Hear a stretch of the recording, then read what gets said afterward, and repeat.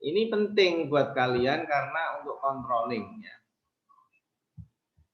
Oke, kita untuk pembahasan pertama dengan judul Cinta Lingkungan, Perspektif Islam. Ini judulnya Cinta Lingkungan karena Islam itu selalu suka yang bersih, tidak kotor, rapi, itu Islam. Contohnya saja dalam sholat itu tidak boleh ada najis, ada sesuatu yang dianggap tidak mengesahkan sholat, terus bajunya juga menutupi aurat. Ini menunjukkan kebersihan dan kerapian.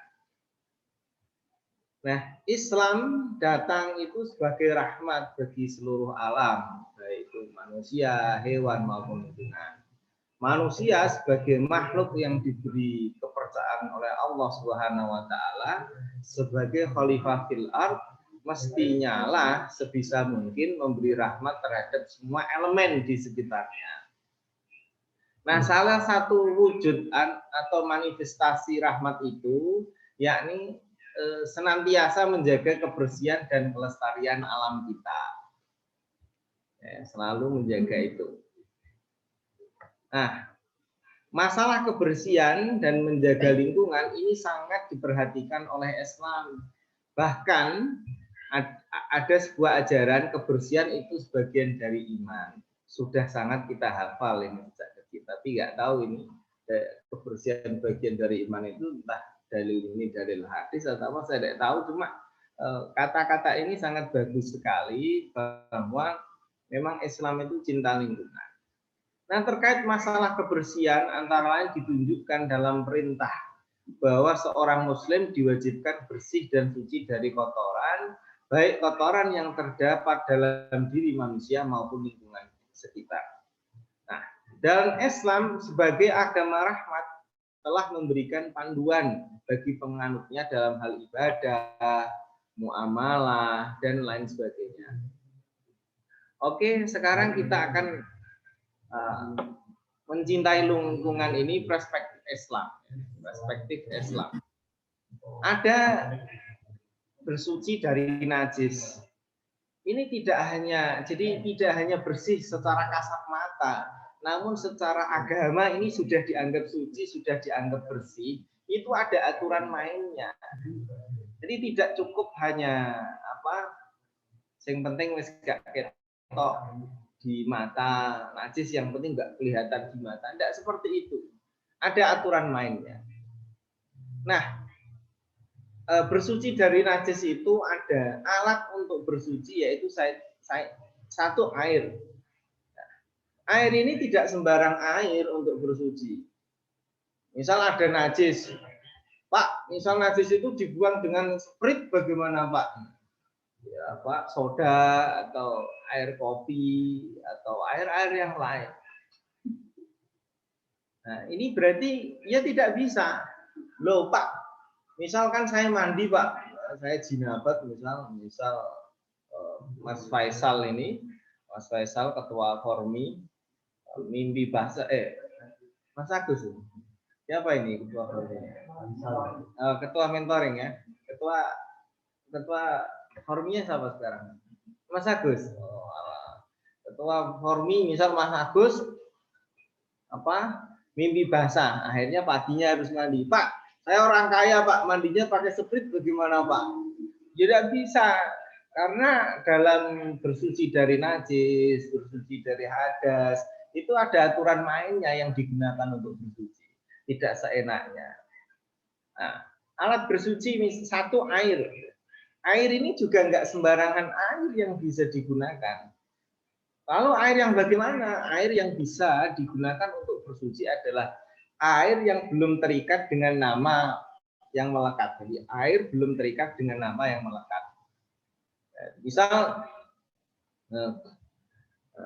air mustakmal, air yang sudah digunakan itu sudah melekat.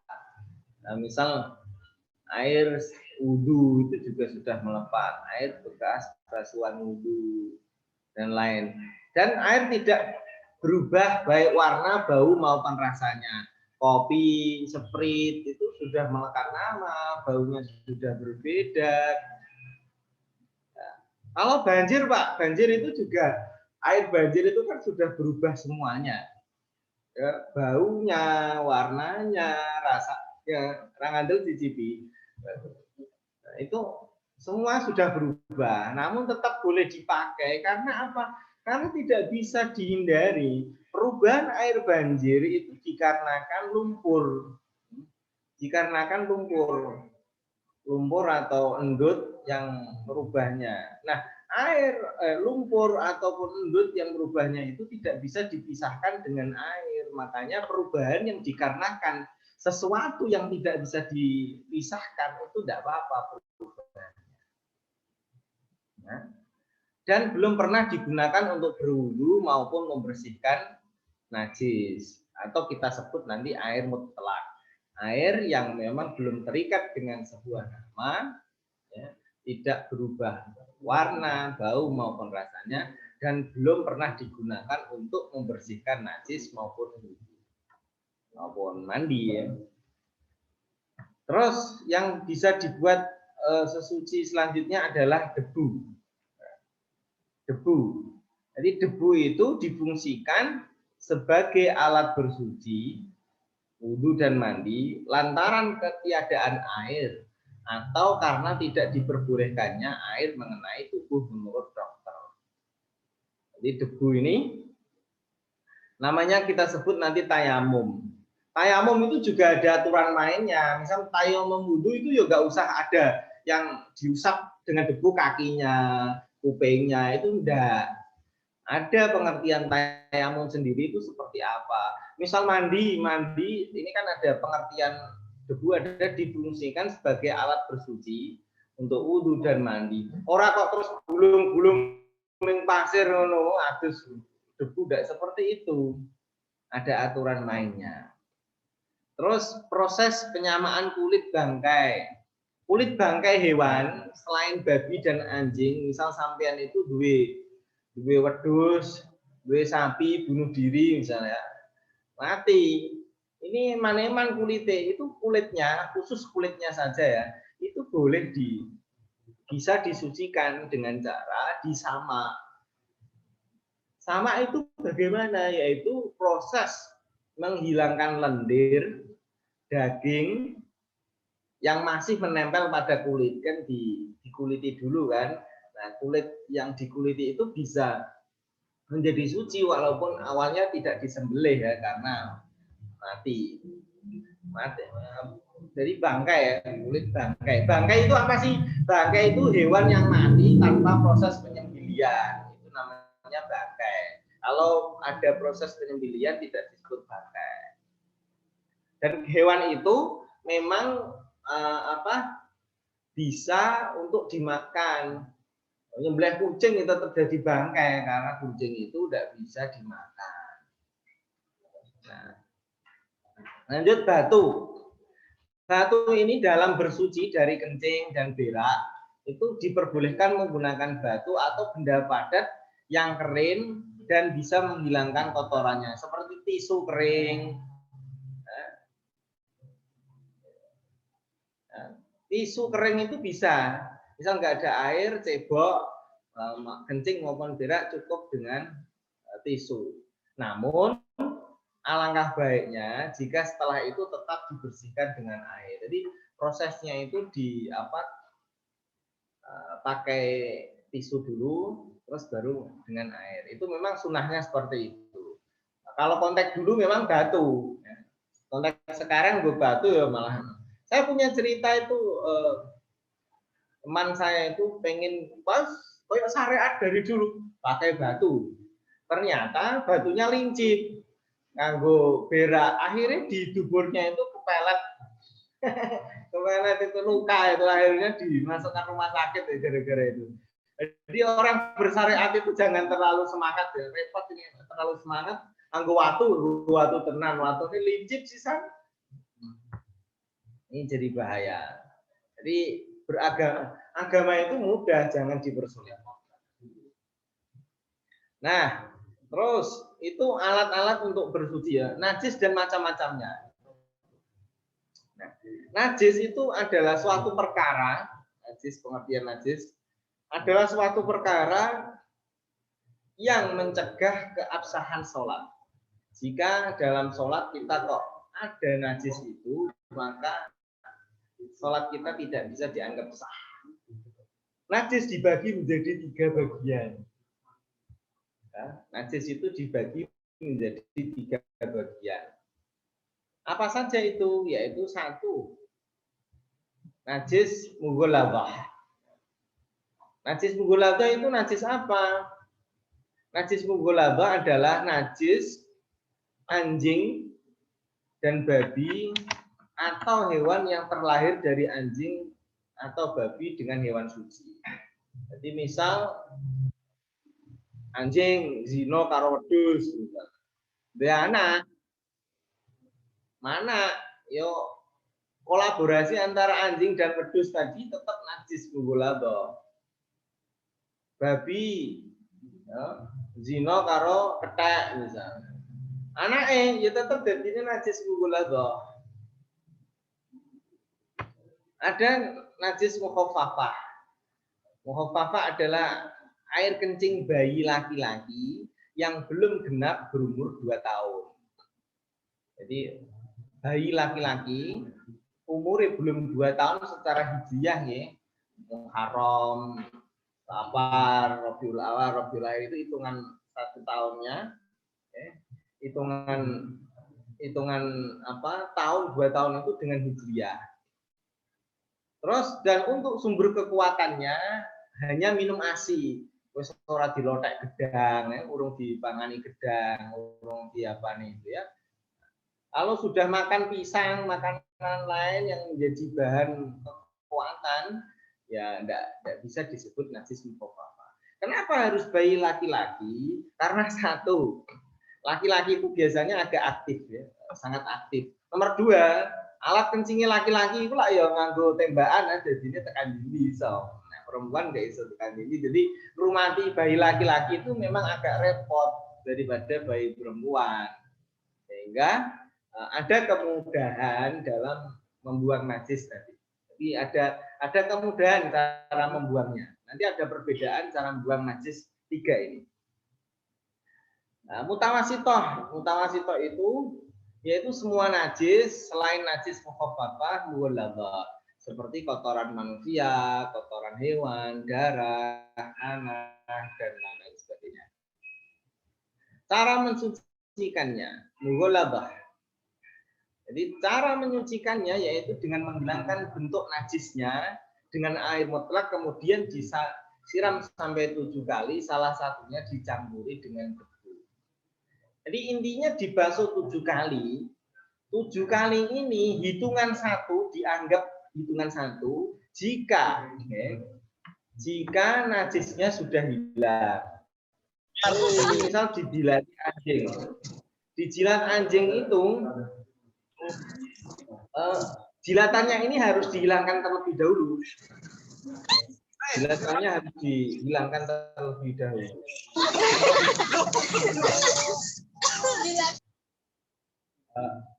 Mohon kameranya di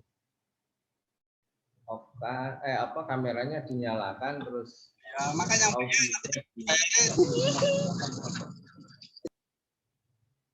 mohon Kormi yang jadi host ataupun co-host bantu. Nah, cara menghilangkannya jadi apa saja benda yang menyebabkan najis mughaladzah itu dihilangkan terlebih dahulu. Jadi kalau belum hilang bendanya, najisnya belum hilang, belum bisa dihitung 1. Hitungan 1 kali basuhan itu jika sudah bisa menghilangkan najisnya. Baru ditambah sampai 7, yang terakhir lebih baik ya, yang terakhir itu dicampur debu. Paling enak yang anjen kedemek najis mughaladzah itu ning gone kali ya, ning sungai itu bawahnya kan ada itu lemah itu anggo diudek nek wis kecampur karo lemah wis tanganmu mbok gerak-gerakno ping 7 itu sudah selesai. Ya, itu sudah selesai. Nah, untuk najis mughalladhah itu apapun najisnya itu ya. Bisa menjadi menajiskan diri kita itu nek basah. Sama-sama basahnya. Atau salah satu deh. Maaf, salah satu itu basah. Jadi nek garing podo garinge nggak bisa menajiskan, nggak ono setrume. Misal sampean ngelus-ngelus ono anjing, ono asu itu apik misal. Mbok lus-lus anjingnya kering, tanganmu kering, ya tanganmu nggak menjadi najis. Karena al-jaf bil jaf la yunajjisuhu. Garing bil garing tidak menajiskan. Garing dengan garing itu tidak menajiskan. Lanjut Bu. Cara itu berlaku najis apapun, misal ono telek garing mbok slentik atau mbok jikuk nganggo tangan mbok kuek itu juga tanganmu nggak menjadi najis. Nek tempatnya Pak, tempatnya tetap najis karena tempatnya kan kena najisnya nalika pas basah. Terus cara menyucikannya untuk najis mukhafafah yaitu menyucikannya dengan menghilangkan bentuk najisnya, benda atau bentuk najisnya, kemudian minimal menyiprati dengan air mutlak. Cukup diciprati. Najis bayi tadi ya, bayi laki-laki yang belum genap umur berapa? 2 tahun dan apa? Belum mengkonsumsi selain ASI. Itu cukup diciprati. Diciprati itu berarti nggak harus mengalir ya, itu najis mukhafafah. Kalau mutawasithah cara menyucikannya dengan menghilangkan bentuk najisnya, kemudian menyiramnya dengan air mutlak. Jadi misal ruang tamumu kok ditelai pitike tanggane. Nek pitike dhewe kan biasanya gak pakai ngamuk, nek pitike tanggane mesti ngamuk kan. Oh pitike Agus iki. Agus ra melu-melu ngising sing disenengi sing dipaido iku sing duwe pitik. Nah, cara menyucikannya itu jangan terus langsung digebyur banyu, dibuang dulu ya, pakai tisu atau pakai apa sehingga memang bendanya bentuknya itu sudah tidak ada baru disiram air.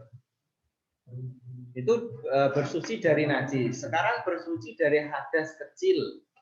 Ya. Kalau kaitannya membuang najis itu tidak usah ada niatnya ya. Nanti kalau itu bersuci dari hadas kecil yaitu berupa wudhu, ini nanti ada niat yang harus dikerjakan. Pengertian wudhu menghilangkan hadas kecil menggunakan air mutlak dengan cara-cara tertentu. Hadas kecil itu apa? Hadas kecil itu adalah apa ya? Amrun iktibari, suatu perkara yang abstrak, nggak kelihatan, kasat mata, yang tidak kasat mata, yang bisa mencegah keabsahan sholat. Nek najis kan jelas, ono bendane, ono bentuke. Nek hadas tidak jelas, yang ada di diri manusia yang bisa mencegah keabsahan sholat. Nah hadas kecil itu bisa dihilangkan dengan wudhu. Juga bisa ditemukan, hadas undi nggak bisa ditemukan. Nah, ketentuan dalam wudhu saya sudah katakan bahwa sebuah ibadah itu harus ketentuan syarat rukun itu harus ada. Kalau jenengan nggak memenuhi berarti wudhumu nggak sah. Kalau wudhumu nggak sah berarti sholatmu nggak sah. Kalau sholatmu nggak sah berarti ibadahmu tidak diterima. Kalau ibadahmu tidak diterima berarti controlling setiap hari kita sebagai sikap kita untuk memperbaiki karakter kita itu tidak beres. Ketentuan dalam wudhu, syarat adalah sesuatu yang sahnya sebuah ibadah tergantung padanya dan tidak masuk pada substansi ibadah. Ya. Contoh Islam, syarat wudhu adalah Islam. Islam itu kalau nggak Islam nggak sah wudhunya. Tapi Islam tidak masuk bagian dari wudhu. Ya, tamyiz tidak dalam masa haid dan nifas, ya. tidak dalam masa haid dan nifas. Orang haid wudhu yang tidak sah karena ada haid, ada nifas. Tapi haid dan nifas tidak masuk substansi dari ibadah. Itu namanya syarat. Kalau dalam bahasa Arab Itu ma tatawaqqafu atau ma yatawaqqafu alaihi sihhatul wudu walaisa minhu, dan tidak masuk dari bagian dari wudu.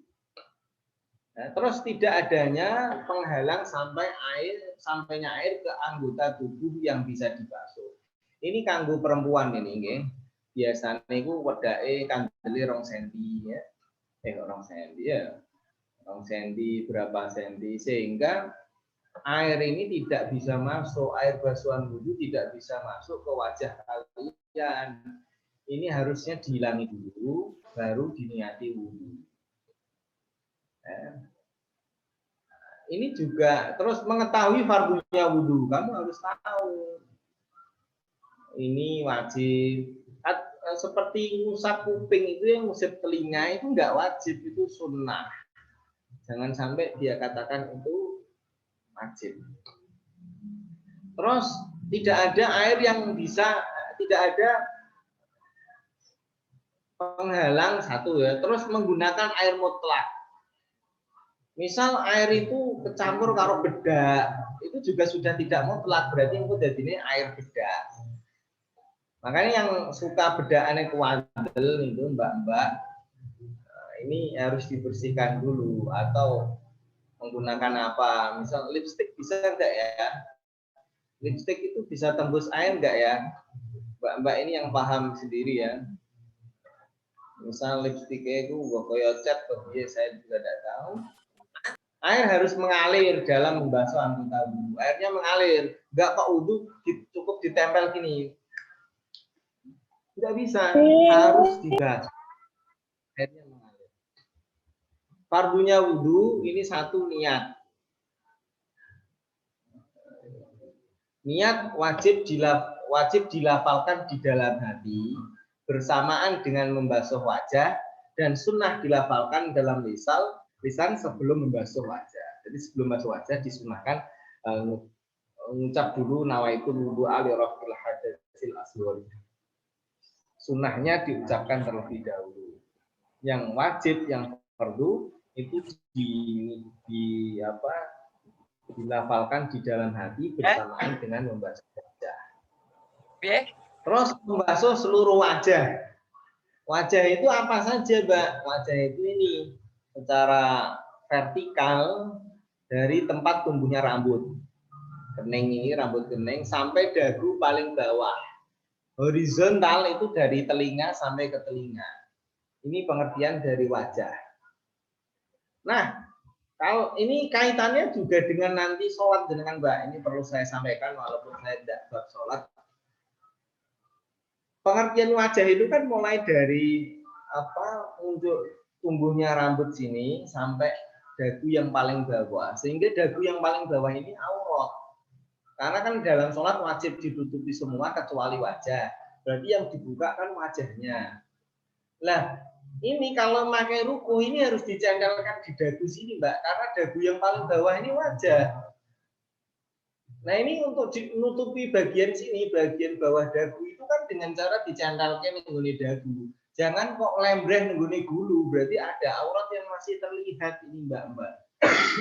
Kalau auratnya masih terlihat berarti tidak sah nanti sholatnya karena masih ada auratnya. Maka butuh di atas dagu sini. Dicentelkan. Makanya desain dari pembuat ruko itu selalu pantasnya dicentelkan di dagu gitu ya. Membasuh seluruh tangan mulai dari ujung jari sampai siku. Jadi ini juga dilebihi. Semua basuhan dalam wudu itu pembasuhannya harus dilebihi. Basuh wajah juga harus dilebihi. Basuh tangan juga harus dilebihi.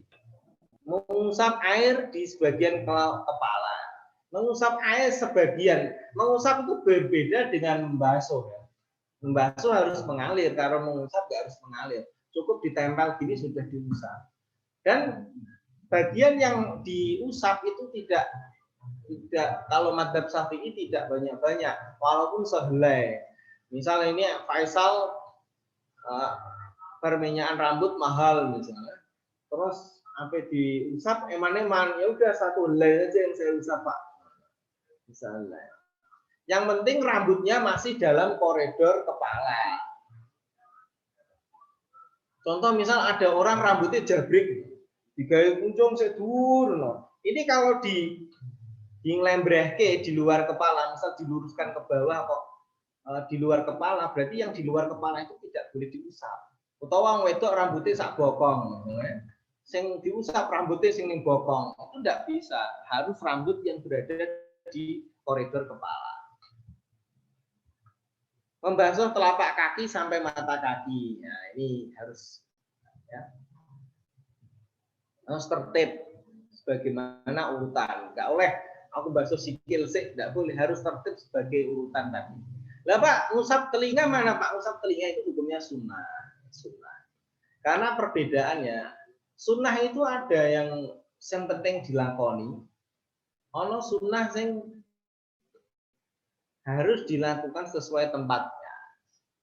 Dalam sunnah wudhu itu harus dilakukan di dalam sesuai tempatnya. Makanya ngusap telinga itu walaupun posisinya di tengah-tengah proses wudhu, itu juga harus dilakukan seperti itu.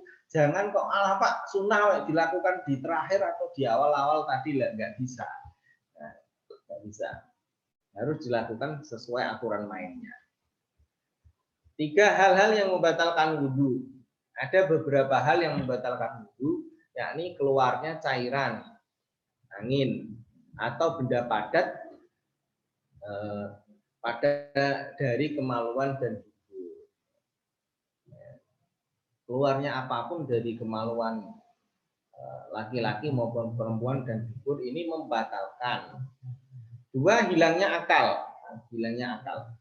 Nah, hilangnya akal ini bisa disebabkan karena misal gila, pingsan, mabuk. Ini membatalkan puasa. Ya. Karena hilang akalnya, hilang akal itu memang sudah dianggap tidak mukallaf. Tidur dengan posisi duduk dengan tidak merapatkan pantatnya. Karena tidur yang tidak merapatkan pantatnya itu berpotensi keluarnya angin. Makanya ini cowok-cowok yang biasanya Jumatan ya, Mas, Jumatan yang biasanya jam tidurnya saat khotbah berkumandang ya. Khotib lagi pidato sing senengane turu itu tidurnya itu pantatnya harus dirapatkan.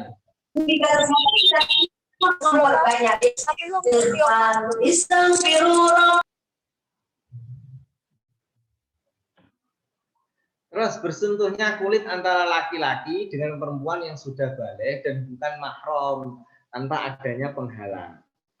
Ya, tanpa adanya penghalang. Ini juga membatalkan ya. Kulit ya bahasanya bersentuhnya kulit ya, bersentuhannya kulit laki-laki dan perempuan yang sudah balik. Sing siji cilik ya enggak batalno. Yang sudah balik, batasan balik itu seperti apa, Pak? Batasan balik itu nanti dibahas dalam bab sholat. Dan bukan mahram. Kalau mahramnya enggak apa-apa. Mahram itu yang Pak Le, Pak Di, sing tunggal darah.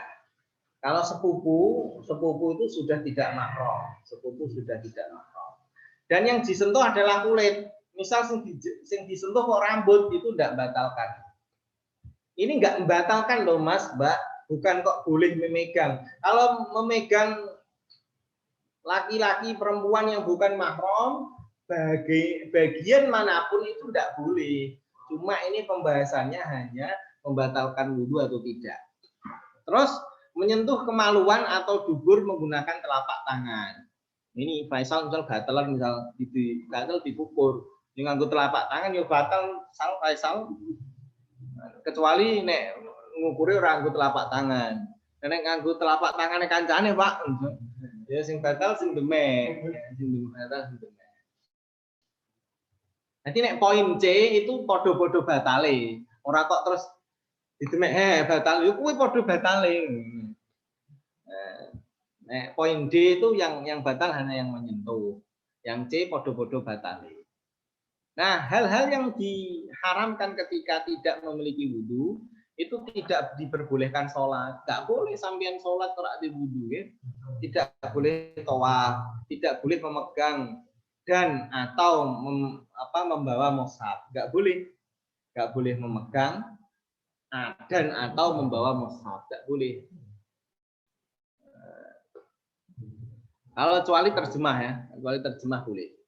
Terjemah yang sudah dianggap tafsir. Kalau terjemah tidak dianggap tafsir, tidak boleh.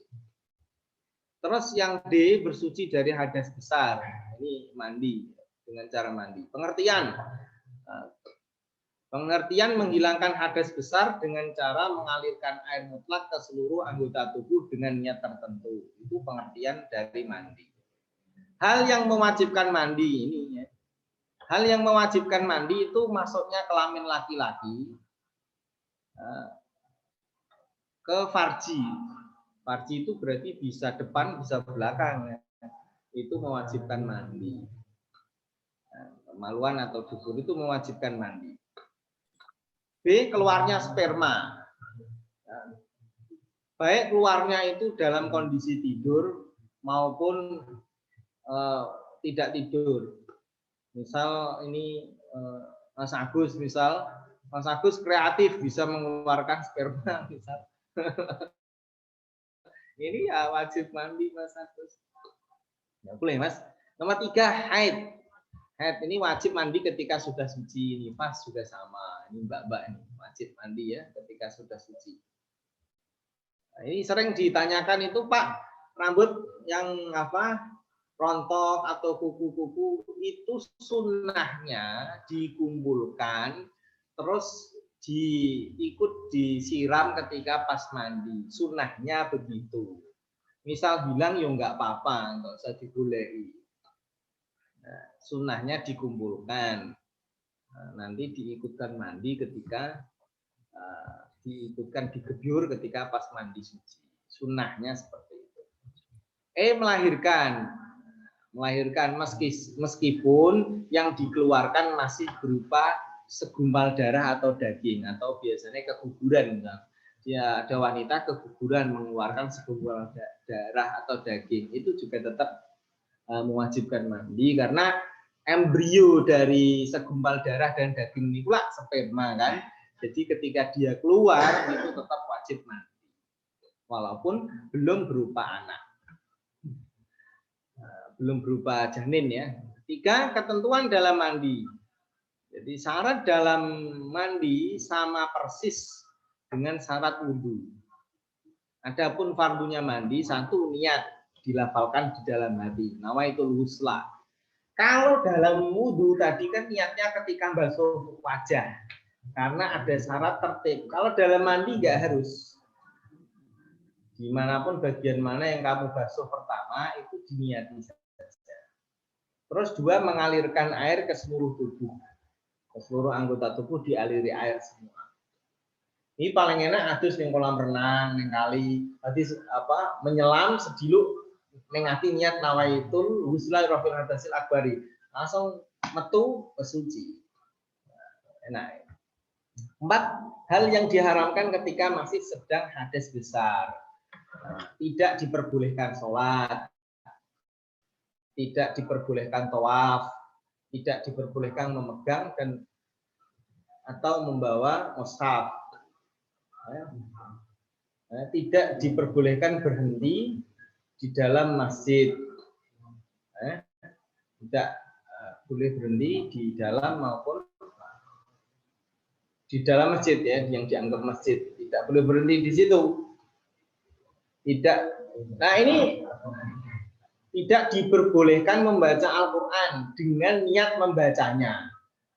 Dengan niat membacanya ya. Jadi baca Quran bagi orang haid itu tidak diperbolehkan jika diniatkan membacanya. Nah, diniati dzikir Pak. Diniati dzikir diperbolehkan. Kok bisa diperbolehkan? Ya, karena dia nanti membacanya tidak dianggap membaca Quran. Baca Quran katakan pahalanya 100. Kalau dia niatnya dzikir, yo pahalanya 10. Berarti dia hanya dapat pahala 10. Kalau diniati enggak dzikir, ya dosa. Ini siapa ini yang coret-coret?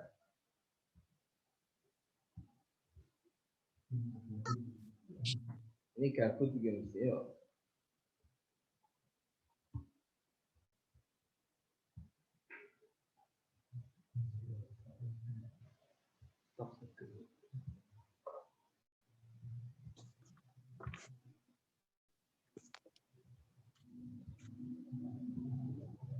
Ya, kita lanjut ya. Kita lanjutkan. Ya, sudah selesai ya. Ini ada tanya jawab atau gimana ya?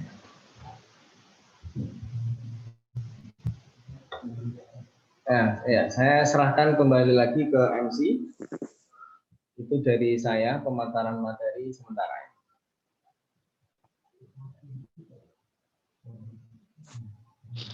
Baik, terima kasih kepada Bapak Ahmad Bahrudin, SPDI MPD, yang telah menyampaikan materi dengan tema Cinta Lingkungan Perspektif Islam. Semoga ilmu yang kita dapat pada hari ini dapat bermanfaat bagi kita semua. Selanjutnya yaitu memasuki acara yang ketiga, yakni sesi tanya-jawab. Bagi mahasiswa atau mahasiswi yang ingin bertanya mengenai materi kita pada hari ini, saya persilahkan. Mikrofon bisa dinyalakan atau boleh ditulis di kolom chat ya.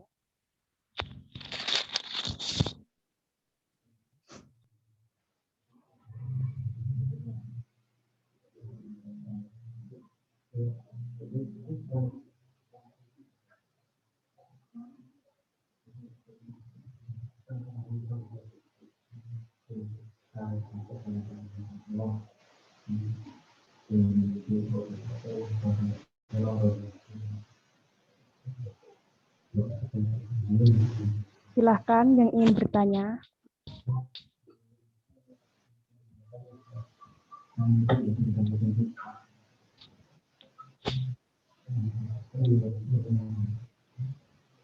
Kak, izin bertanya. Ya, silahkan. Kan tadi bahas mahram. Itu misal suami itu sudah mahram apa belum ya?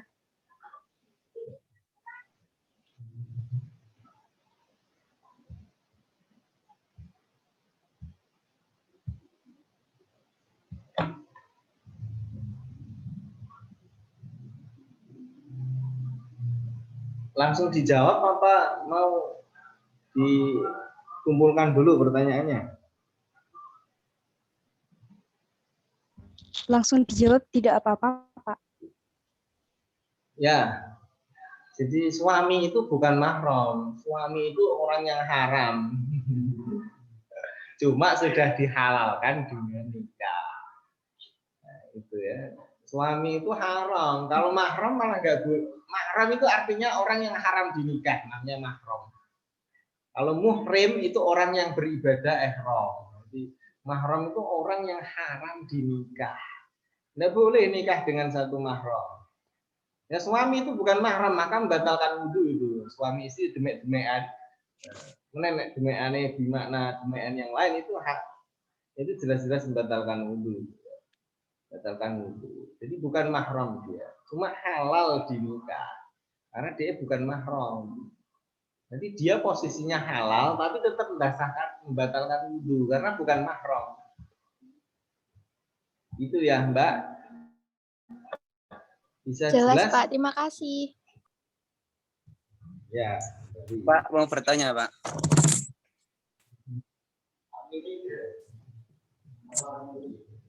Ya. Tadi kan membahas tentang fardunya wudhu.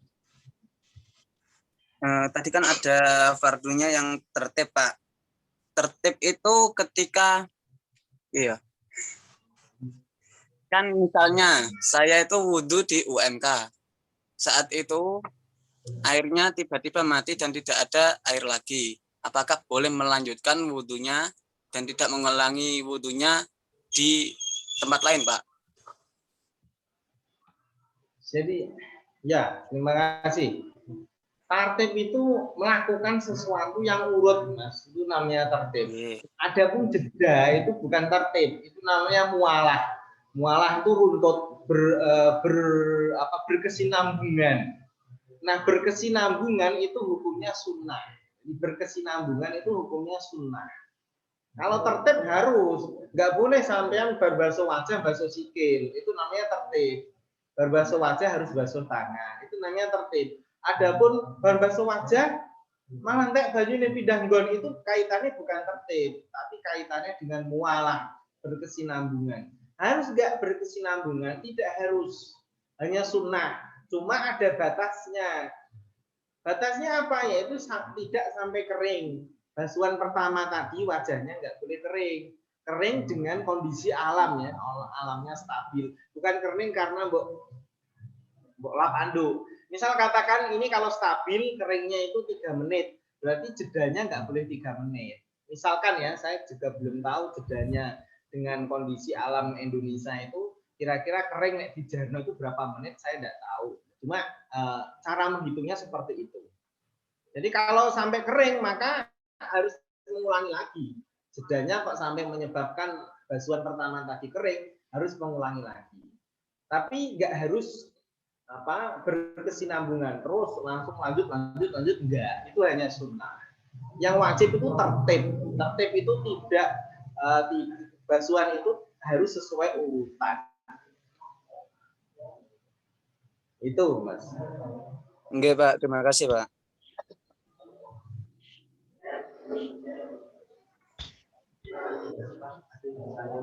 Untuk pertanyaan ketiga, bagaimana kalau pada saat terjadi kekeringan, bolehkah kita tetap melakukan tayamum jika kita menemukan air tetapi air tersebut sangat terbatas? Ya, terima kasih. Air itu tetap digunakan. Tetap digunakan sebisanya. Misal air itu kok hanya cukup ngombe ya, dibuat minum saja, nggak usah pakai air.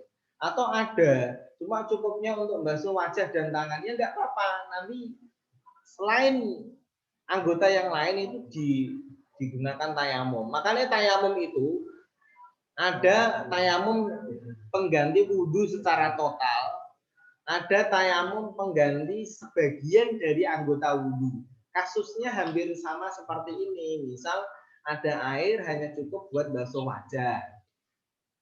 Maka anggota yang lain itu ditayamumi. Tayamum itu apa? Ini saya tegaskan. Tayamum itu adalah mengusap wajah dengan kedua tangan dengan debu. Gak ada tayamum mengusap sikil, mengusap batuk, mengusap sebagian kepala, tidak ada. Jadi tayamum itu mengusap wajah dan kedua tangan dengan debu. Itu tok pengertian tayamum. Jadi misal tadi ada air buat wajah, yuk dibasuh wajahnya dengan air, terus dilap anduk, terus tayamum. Nawa itu tayamuma disibah hadis sholat. Ini bisa, ya.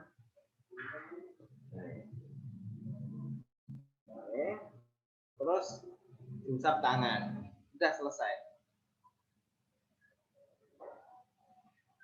Yang lain? Ada, Pak. Atau masih kurang jelas? Silakan.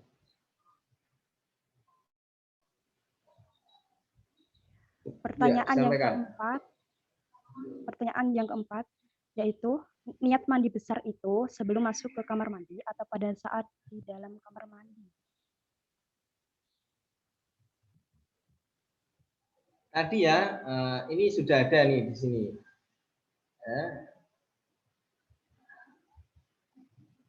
Niat dilafalkan dalam hati seperti nawaitul husla. Ini dilakukan ketika membasuh. Membasuh atau pas gebyur, bukan pas masuk atau sebelum kamar mandi. Pas basuh pertama itu loh, entah basuhan yang mana saja. Entah basuhan yang mana saja, itu boleh.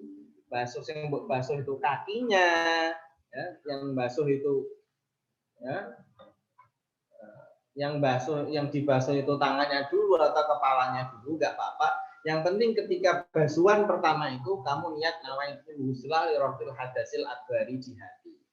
Jadi, niatnya dilafalkan dalam hati ketika basuhan pertama.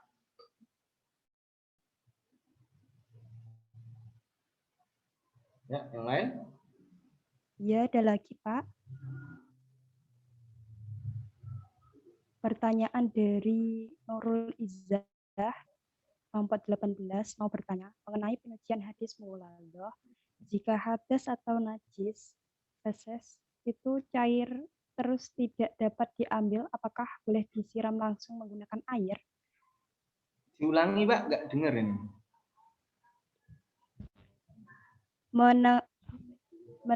Mengenai penyucian hadis mughaladah. Ya, mengenai penyucian hadis mughaladah. Ya.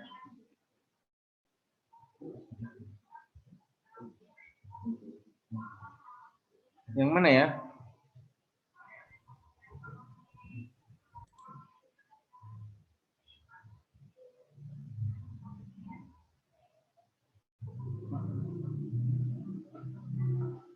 Ini, coba sini.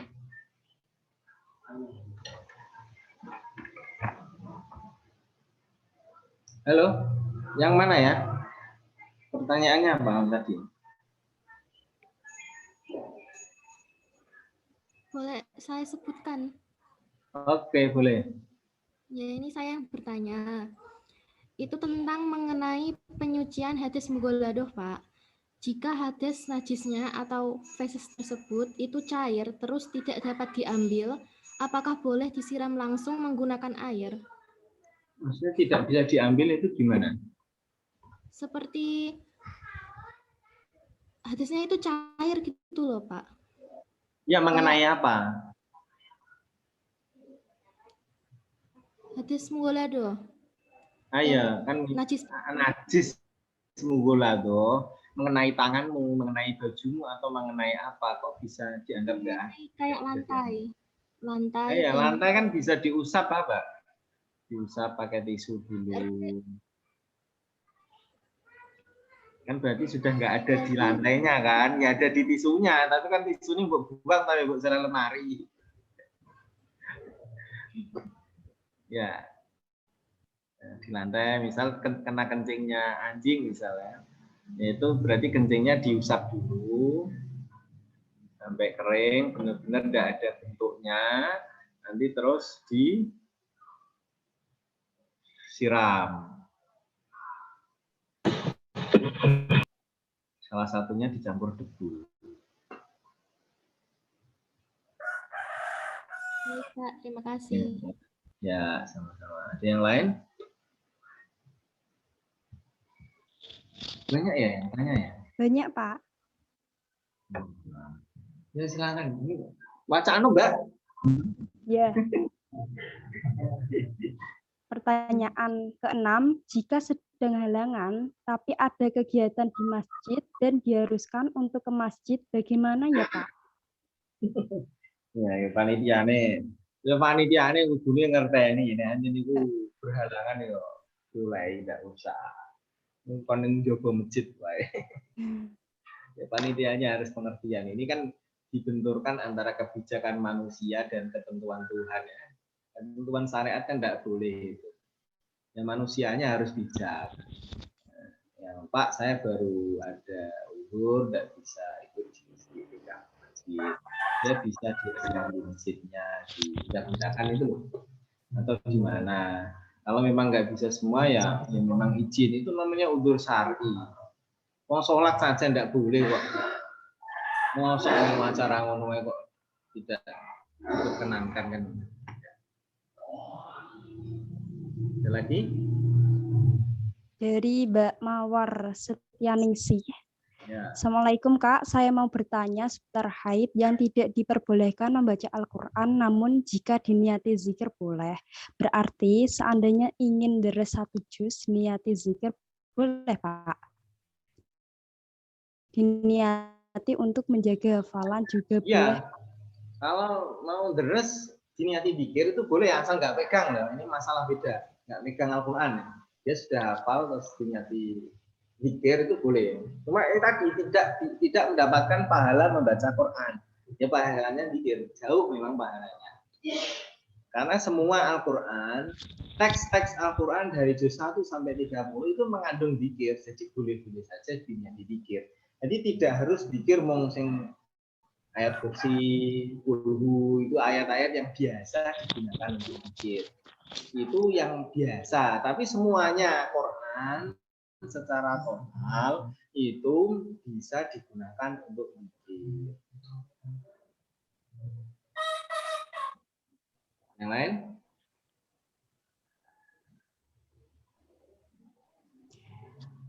Pertanyaan dari Muhammad Miftahul Huda, izin bertanya Pak, apakah mandi jinabat diharuskan menggunakan sampo atau sabun dan apakah di bagian pusar wajib dibersihkan?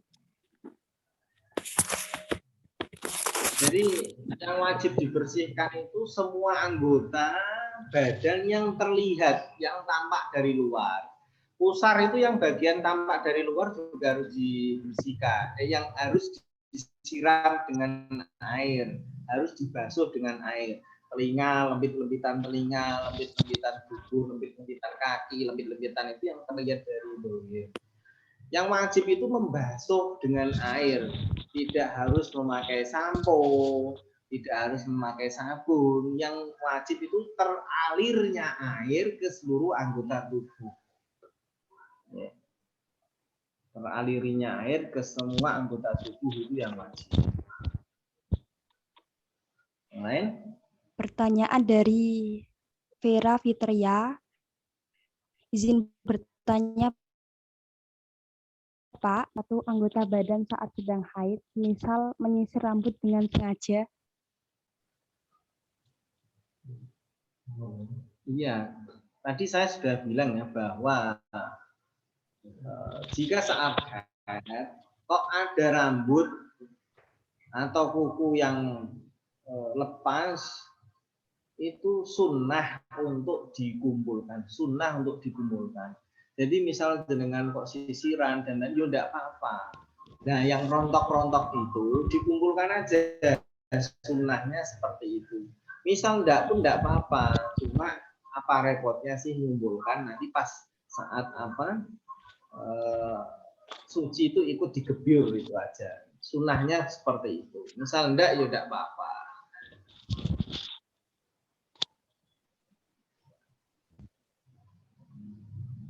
Baik.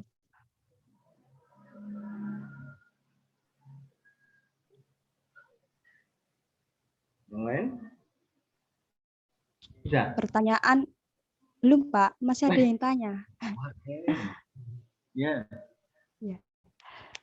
Dari Ali Muharor Azizi, Assalamualaikum, mau bertanya Pak, cara menyesuaikan pakaian yang baik dan benar sehingga setelah pakaian yang sudah kita cuci menjadi kering, maka pakaian itu bisa menjadi suci, mensucikan. Caranya bagaimana ya Pak? Ya paling aman itu kalau pakaian itu memang benar-benar ada najis, itu ya dicuci di keran ya, air keran, ya, air yang mengalir itu paling aman itu di situ. Dikocori dulu, diucek dulu, baru dimasukkan mesin cuci misal. Itu sudah pasti sucinya. Ini repot kalau misal najisnya itu masih ada bentuknya, masih ada bendanya, masih ada airnya, misal kencing atau kotoran masih ada. Itu nek langsung dimasukkan minggu ini mesin cuci, jadi najis semua. Harus disucikan dulu, jangan cara dipucek ya, dipucek di air mengalir di keran itu. Caranya seperti itu. Itu paling aman, dipucek dulu baru dimasukkan bejana, ember atau ke dalam mesin cuci. Dan intinya harus dipisah atau disucikan terlebih dahulu sebelum dimasukkan ke bejana. Ya, ada yang lain? Dari Suci Agustina, izin bertanya Pak, dijelaskan dalam salah satu ceramah bahwa perempuan boleh ke masjid saat haid karena zaman sekarang perempuan sudah memakai pembalut yang tidak tinggi. Berbeda dengan zaman dahulu yang gampang bocor sehingga diharamkan masuk masjid. Pernyataan Ustaz ini berlawanan dengan penjelasan Bapak di tulisan tadi bahwa wanita haid tidak boleh berhenti di masjid. Lalu yang betul yang mana, Pak? Mohon penjelasannya. Jadi begini ya, Mbak. Orang haid itu tetap berpotensi mengeluarkan najis ya. Haid itu kan mengeluarkan darah. Walaupun darahnya itu kantongi ning gone pembalut, itu kan berarti ada darah yang keluar yang jenengan bawa ning jero masjid. Jadi masalahnya itu bukan hanya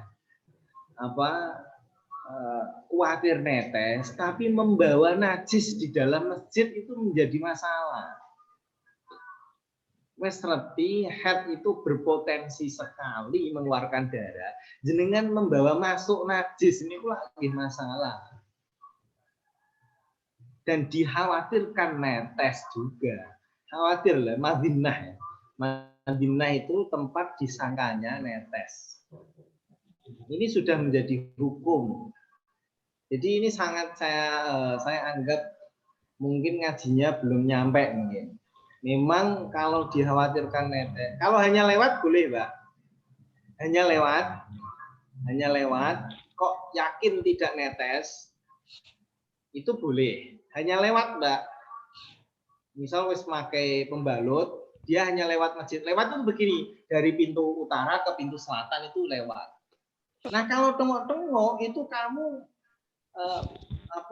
markir no najis ning jero masjid, itu yang jadi masalah.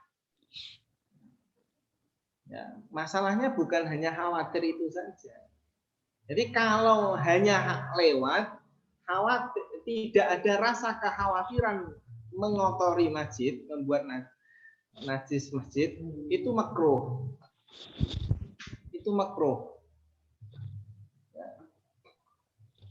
Itu makruh. Kalau hanya lewat, tidak khawatir mengotori masjid dengan yakin sudah ada pembalutnya, itu makruh. Tapi kalau iktikaf tengok-tengok di masjid itu tidak boleh karena dengan markir najis ning jero masjid. Ya. Jadi logikanya seperti itu. Gimana, Mbak? Itu yang tanya boleh nih, boleh mengkritisi karena ini biar selesai. Gus. Jangan mau ini. Miumi.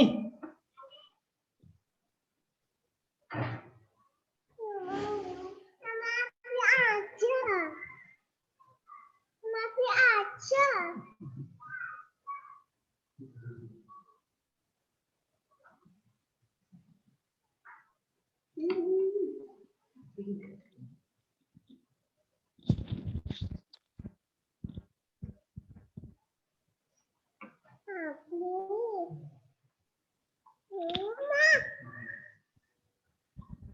Pertanyaannya sudah cukup ya. Yang belum dijawab bisa dijawab lain kali jika ada pertemuan kembali. Ini tadi nih loh, Mbak, ada. Ya. Kalau lagi haid boleh tahlil, ini sama ya. Ini perlu karena kalian ini harian. Bacaan terkait bacaan Quran diniati zikir. Kalau tahlil la ilaha illallah kan bukan bacaan Quran. Boleh-boleh saja kalian tahlil berapa ribu kali, itu kan zikir tahlil. Tahlil itu mana artinya membaca la ilaha illallah. Halala yuhallilu tahlilan. Kalau cuma tahlil boleh-boleh saja. Kalau membaca tahlilan secara konkret yang kaitannya bacaan Quran, ya itu tadi diniati zikir. Cuma gak untuk bacaan ganjaran bacaan Quran. Misal dihindari juga nggak apa-apa, itu lebih baik karena itu termasuk larangan. Larangan itu untuk hindari juga dapat pahala gitu loh. Jadi nggak usah memaksakan. Jadi ibadahnya orang haid itu meninggalkan ibadah. Ibadahnya haid itu spesial, meninggalkan ibadah.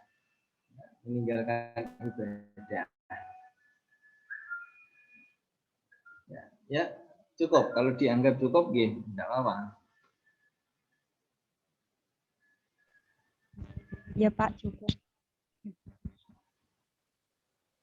Cukup dari saya. Terima kasih. Mohon maaf atas semua kekurangan. Assalamualaikum warahmatullahi wabarakatuh.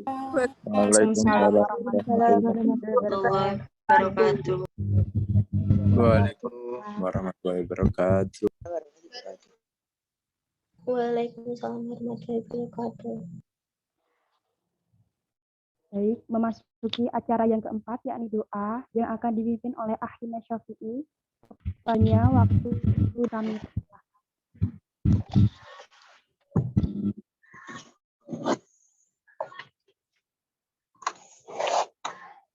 A'udzu billahi minasyaitonir rajim. Bismillahirrahmanirrahim. Allahumma shalli ala sayyidina Muhammad. Allahumma arzuqni hikmataka wa unsur rahmataka ya rabbal alamin. Allahumma a'inni ala dzikrika wa syukrika wa husni ibadatik. Rabbi zidni ilma warzuqni fahma. Rabbana waj'alna muslimin laka wa min dzurriyyatina ummatan muslimatan lak. Wa arina manasikana wa tub 'alaina innaka antat tawwabur rahim. Rabbi hab li min ladunka dzurriyyatan thayyibah innaka sami'ud du'a. Rabbi awzi'ni ashkura ni'mataka allati an'amta 'alayya wa 'ala walidayya wa an a'mala salihatan wa taghfir wa taghfir as-salihin. Rabbana hab lana min azwajina wa dhurriyyatina qurrata a'yun. Rabbana atina fid dunya hasanatan wa fil akhirati. Amin. Dalam al-barur ya aziz ya ghaffar ya rabbal alamin. Wassallallahu wasallam. Subhanallah. Alhamdulillahi rabbil alamin. Allahumma shalli ala sayyidina Muhammad. Allahumma shalli alaihi. Amin. Baik, terima kasih kepada Ahina Syafi'i. Acara yang kelima atau terakhir yaitu penutup. Marilah kita tutup acara pada pagi hari ini dengan bacaan surah Al-Hamdalah bersama. Alhamdulillah. Alhamdulillah. Alhamdulillah.